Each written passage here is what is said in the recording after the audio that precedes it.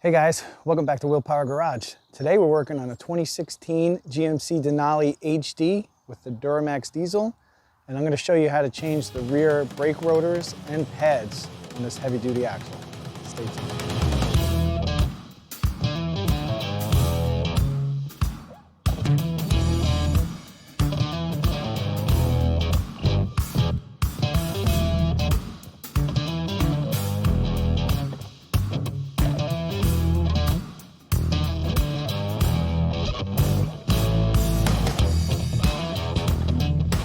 All right guys, so if you have a GMC and you took off your rear dually wheels and you see a setup that looks like this and you look very confused and scared and not sure how to get this apart, I'm here to tell you it's actually not that bad.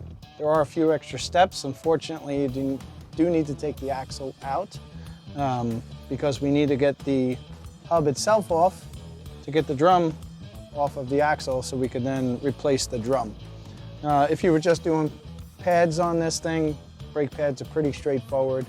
They're not too terrible to do, but in my case, I've got a brake rotor which is pretty heavily rusted up and not really, very good for a good braking surface. So I have new brake rotors and new pads, and I'm going to show you guys the steps what you need to do to replace the rotor on your truck. The brake drum itself is actually mounted to the hub, but it's mounted from the inside. So in order to get this off, we need to remove the axle, which is just these 19mm bolts here, slide the axle out, and then there's a nut in there that holds the wheel bearings here so we can actually slide this whole assembly off. Obviously, the first thing we need to do is we need to get the caliper off. And then we can start focusing on the axle itself and get this apart. So it's actually pretty straightforward. There's not a lot to it. But like I said, first things first, I'm going to get this caliper off. A thing I like to do, especially with these dual piston calipers, I like to get in here with a pry bar and try to get this as retracted as possible, basically meaning pushing the piston in as much as I can. It makes it a little easier later so I don't need to use any kind of fancy clamps or anything to compress that piston. Like I said, first things first, we need to get the caliper off. I like to take a pry bar, I get in between here, and I pry the caliper over to compress the pistons. The pads that are on here are actually still pretty new. Like I said, we're replacing the rotor because of the rust buildup here. And you can see from the fact that the rotor is not being fully utilized here, so you have a poor brake performance. All right, now that we have a loose caliper, I can take the caliper bracket off. Unfortunately, on the top with the leaf springs, I can't get in there with any kind of impact gun. So I'm going to use a wrench and a nice heavy hammer and loosen up that bolt.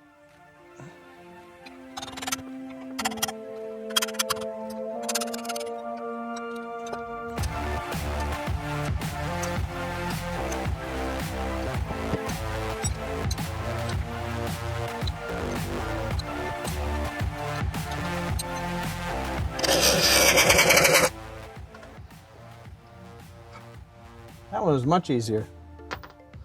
All right, now that that's loose, we should be able to pry this off of the rotor.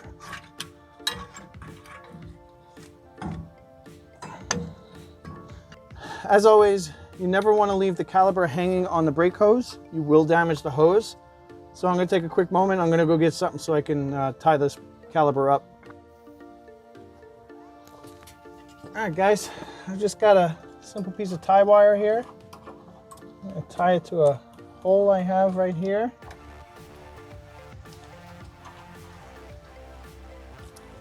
And then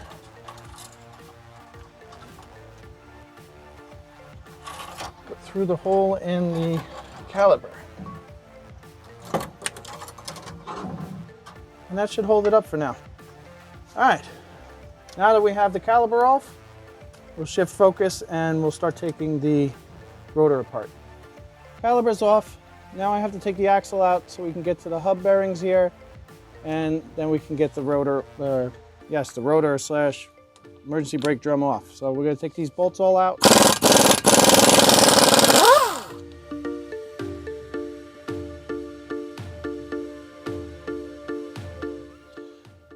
All right, so this is the actual drive axle, and you want to be careful with this thing because it is sitting in fluid. There is a gasket here.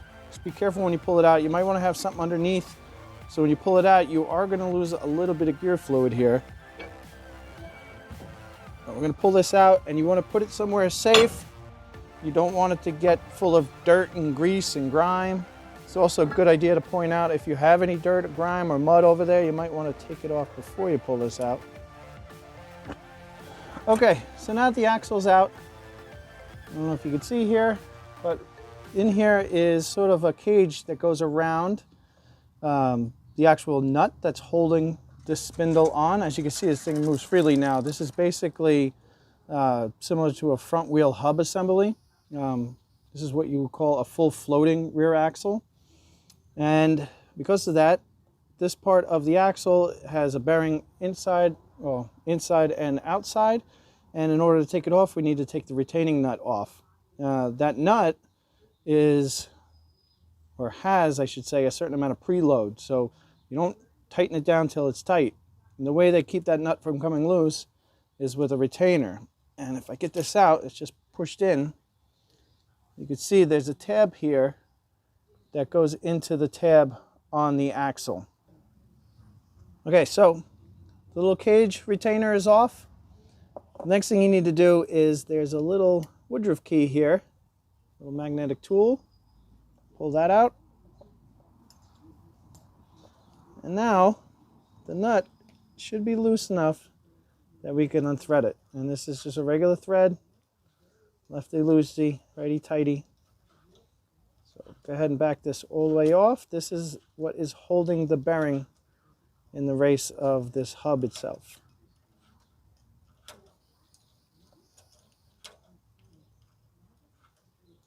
As you can see, I used just needle nose to unthread this. Like I said, this thing doesn't get tightened down extremely tight. It's really just a snug to get rid of the play in the bearing and then a little bit of preload.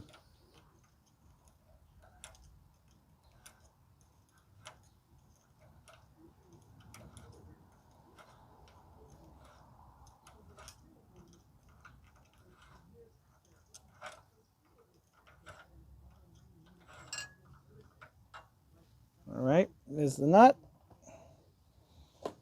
And now I'm going to use my muscles, pull this off. All right, I had a little trouble getting this thing past the emergency brake drum. Just kind of pried in there a little bit so I can get it past.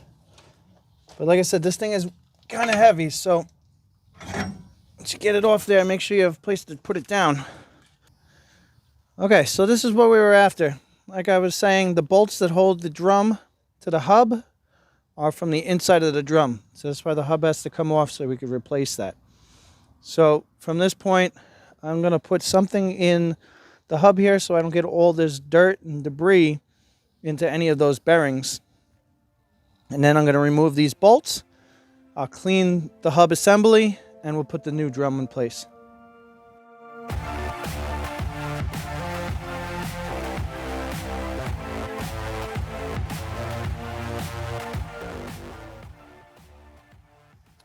Okay, so I've got my surface all clean. These bolts, I want to point out, do have Loctite on them. So make sure you have Loctite to put back on when you install the new rotor. You don't want these things coming loose once you have everything together. That would be a bad day.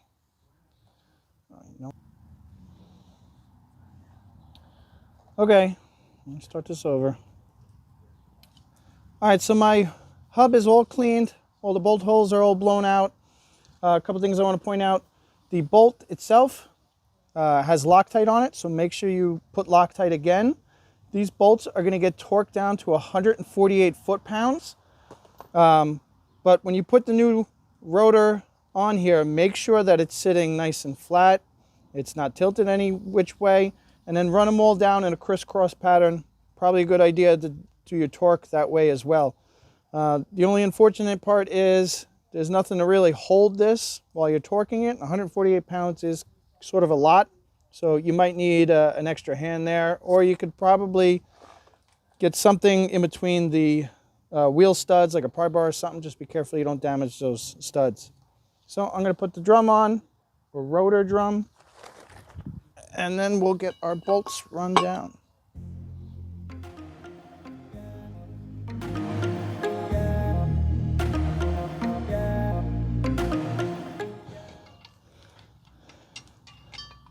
We're going to torque these things down, 148 foot-pounds, see if we can hold this. You ready?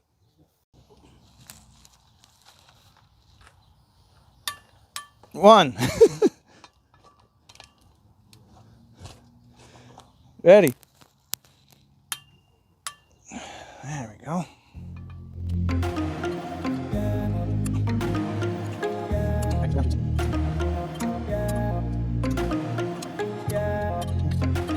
All right, now that we have our rotor all assembled onto the new hub, we want to make sure we want to clean off any dirt or debris that might have gotten onto the axle itself. Again, you don't want any dirt getting into the axle. So make sure this is nice and clean, free of dirt and any other contaminants there. You don't have to worry about taking off all the grease or oil that's there. Just make sure there's no dirt there. It's a good time now if you have to replace your brake shoes for your emergency brake to do so. This one obviously looks like it's never been used, which is also why I had issues getting the rotor off of the axle itself. The other thing I should point out is even before you put the rotor on, if you do need wheel bearings, now's a good time to replace the wheel bearings, and or if you have an axle leak, this is the seal for the back of the axle. So you want to make sure that is also good. So now everything's nice and clean. I'm going to take this giant heavy assembly and we're going to put it back on. Being careful not to damage that seal. Go on nice and straight.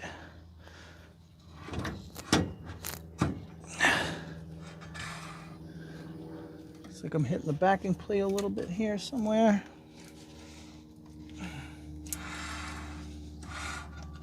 All right. Now that this is back into place, first thing we're going to install is the nut, making sure we put it back on the same way we took it off. The little dimple holes here face towards you. Again, make sure this thing doesn't have any dirt, grease, sand, anything on it.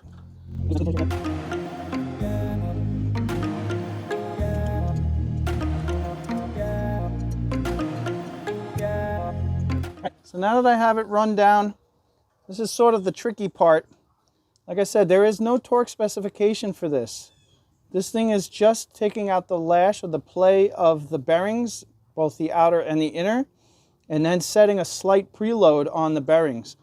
There's differences between if you're replacing your bearings, you have all new bearings, you actually increase the preload a little more. And the reasoning is those bearings are going to seat into each other, obviously wear into each other, so they will start to get a little bit looser.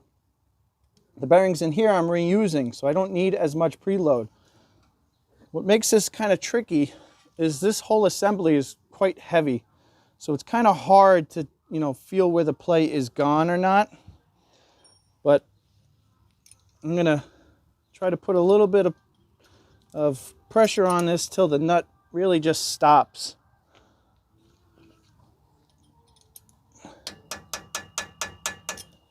And then all the while I'm going to give this thing a spin, make sure nothing's binding. Pull it in and out, make sure nothing's rocking on it.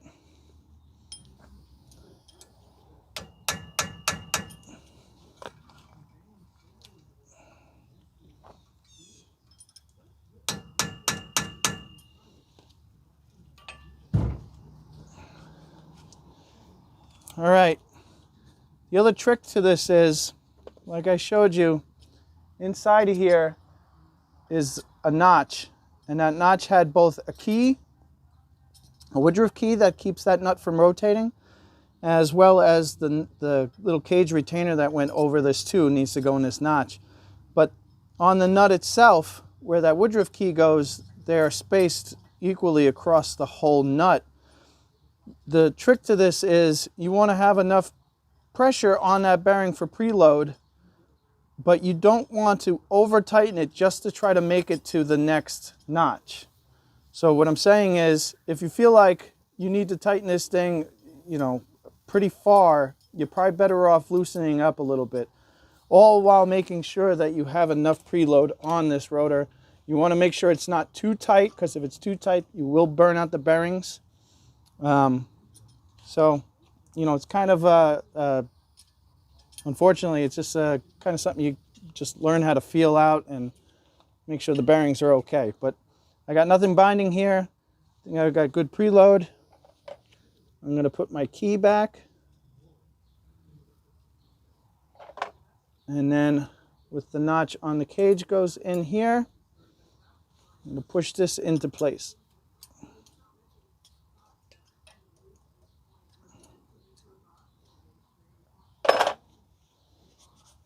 All right, clean up the surface where the axle goes.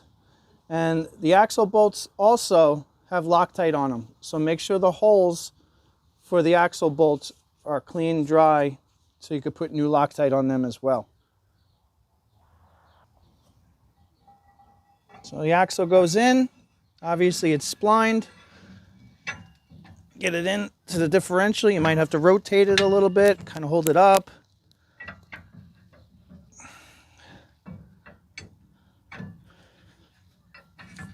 There it goes. And then just line up your holes.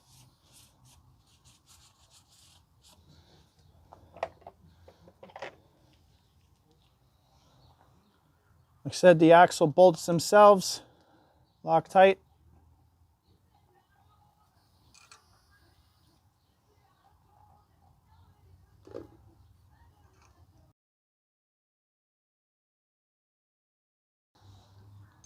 All right, we get these all run down into the axle, and then these are going to get torqued down to 37 foot-pounds, and then an additional 45 degrees.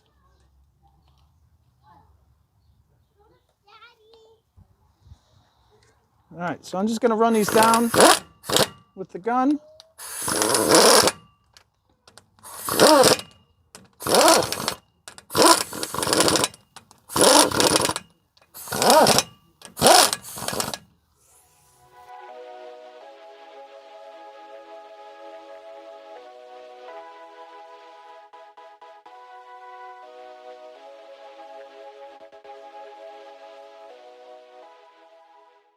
So now we're going to shift focus to the pads themselves and the caliper. So first things first, obviously we need to get them out of here.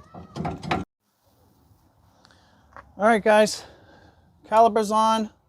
It was a little tricky. It's very tight tolerances, especially with a new rotor and new pads. You have to make sure it's retracted all the way, the two pistons.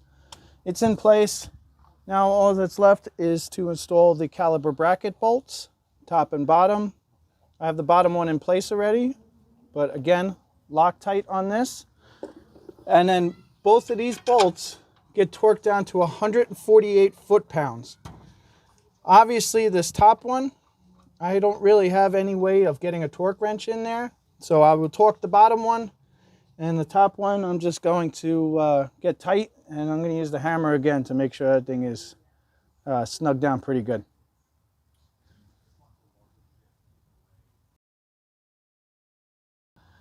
Okay guys, I hope you liked this video. As you can see, it's relatively straightforward to do the brakes on this thing. I know it looks a little scary when you first take the wheel off and you see everything that's sort of in the way and how hard it might be to get it off. But it's actually not that difficult. If you follow these steps, you should have no trouble at all. So, as always guys, thanks for watching. If you have any questions, drop me a comment below, and I'll see you guys next time. Bye.